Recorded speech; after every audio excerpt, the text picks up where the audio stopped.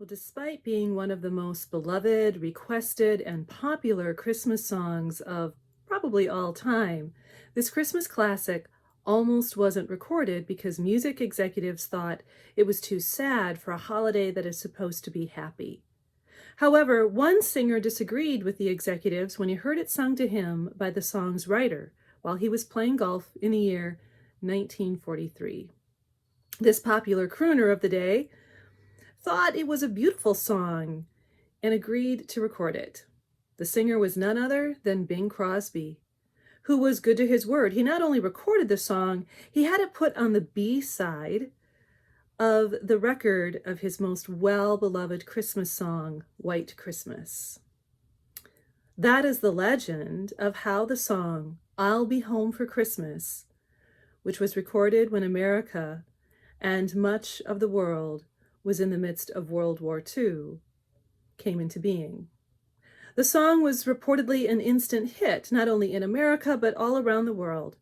Far from making people feel sad, as the music executives had feared, the song gave people hope and especially spoke to the men and women serving in the military who certainly would not be home for Christmas and their families who were missing them. For those of you who might need a little reminder, the song opens with the singer dreaming about Christmas at home, asking for cherished Christmas traditions like snow and mistletoe and presents on the tree.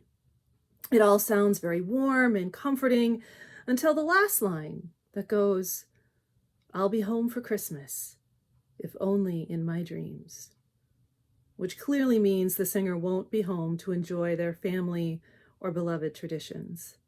Despite its sad ending, the song remains popular to this day, especially with military families who are more practiced at celebrating holidays like Christmas without loved ones than many of us are. Perhaps part of the reason for the song's enduring popularity is that it embraces both the beauty and comfort of Christmas, along with the sadness that can sometimes accompany these festive times. It's a song that in many ways speaks to reality and at the same time infers the reality and sadness of separation can't diminish the love and the light that is Christmas. In that truth is the hope that is what Christmas is about, because Christmas celebrates a different kind of homecoming. What we celebrate at Christmas isn't the family gathered around a table together, or presents, or even frozen precipitation, or any of our cherished traditions. Christmas is the celebration of when God chose to come home and make God's home here on earth. The idea of God making God's home on earth is not a new one. It started back in the beginning, in Genesis, when God walked in the garden with the first man and woman in the cool of the evening. Later, the idea manifested when prophets like Moses and Elijah would go to mountaintops to speak to and listen to God. The idea of God having a home on earth was deepened when the Israelites were on their 40-year journey and carried the Ark of the Covenant with them. It was believed the Ark was a seat for God. It's where God actually came down and sat. And they constructed a tent to cover the Ark and be a place where their leaders went to talk to and listen to God. Deep in the Hebrew Bible, in the book Samuel, we read about a time when King David looked out of the window of his house and saw the tent of the Ark of the Covenant and thought to himself it wasn't right that he should have a finer, sturdier house than God, and decided to build one for God. However, in that story, God said David was not suited to build God's house because he was a man of war. The task fell to David's son Solomon to build a temple for the ark. Over time, the idea of God making God's home here on earth became less incarnational, of God dwelling with us, and more centered on the building as being the only place on earth where God can be found. The idea that churches and temples and mosques are God's houses exists to this day, and indeed they are places people gather to speak to and listen to God and to each other. They are places we dedicate to prayer and sacrifice and all the stuff of worship. And there's nothing wrong with this. Churches, temples, and mosques are vitally important to our religious life together. However, there is a problem that can emerge from this idea, and that's the misconception that God can be found only in God's house, because God is somehow too good or too holy to be amongst common people in common places. That can make us feel pretty lonely and separate from God whenever we aren't in church. The birth of Jesus, the gospel writers tell us, did not take place in a grand temple or a palace. When God chose to enter in flesh into God's creation, God chose a family with no money, no high status, and the scandal caused by both Mary and Joseph's yes to God.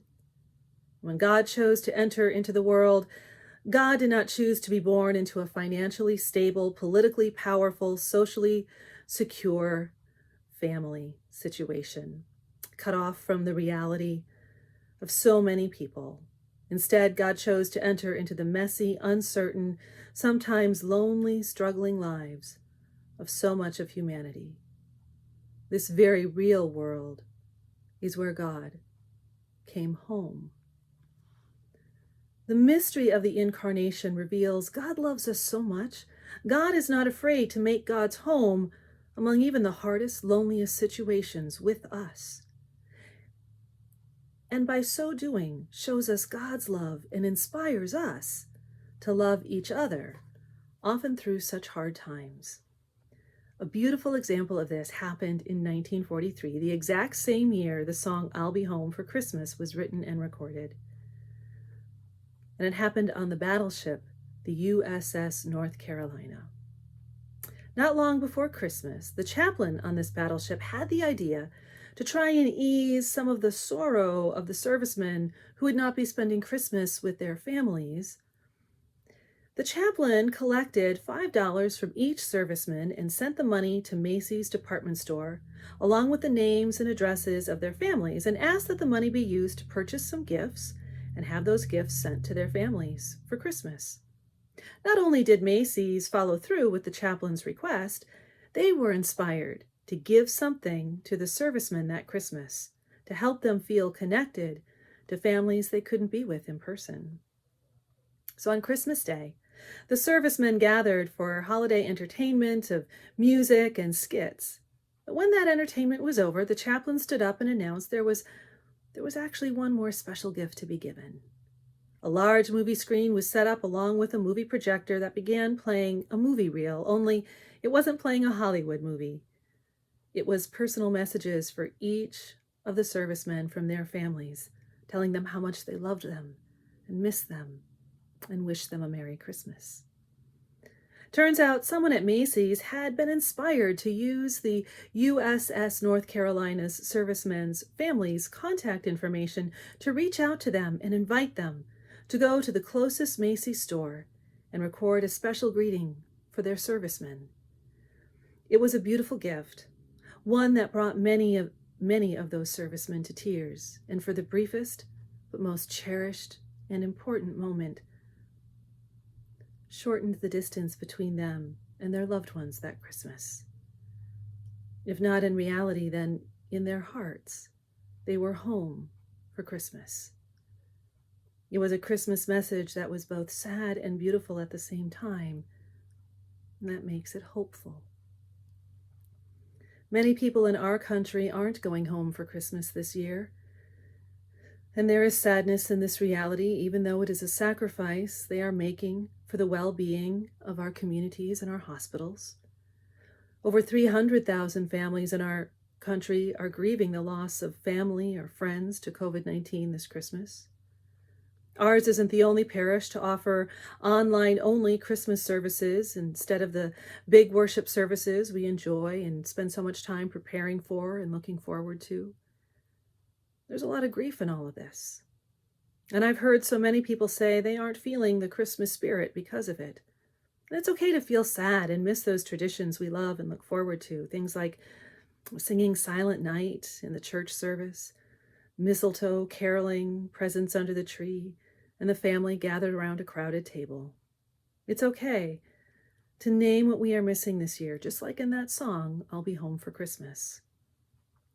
Perhaps that sadness is also the very thing that can help us remember when God became flesh and made God's home among us. God did not shy away from such troubles and difficulties, and instead chose to actually share them with us. God is with us now, not in a dream, but very much present, both in what we feel and in the love we still have with our families and friends, love that cannot die or be broken by physical distance, not even by death.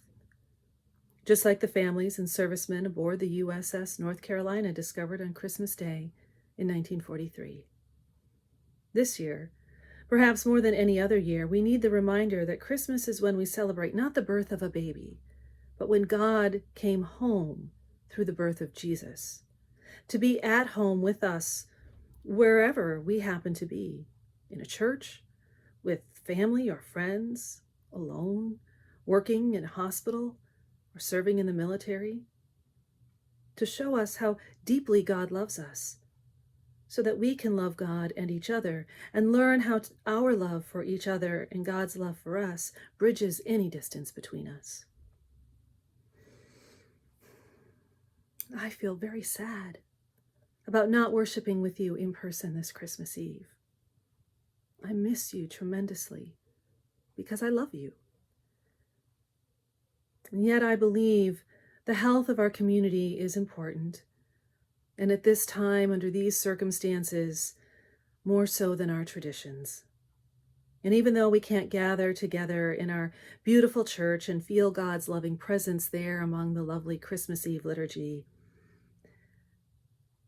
I still trust God's tremendous love is with you right where you are, despite our distance. And my Christmas prayer this year is for all of you. No matter where we find ourselves this Christmas, I trust God's love light is shining on you. And when we can gather together again, I have no doubts whatsoever, we will let that love light shine. You know what? It might even feel like coming home. Merry Christmas.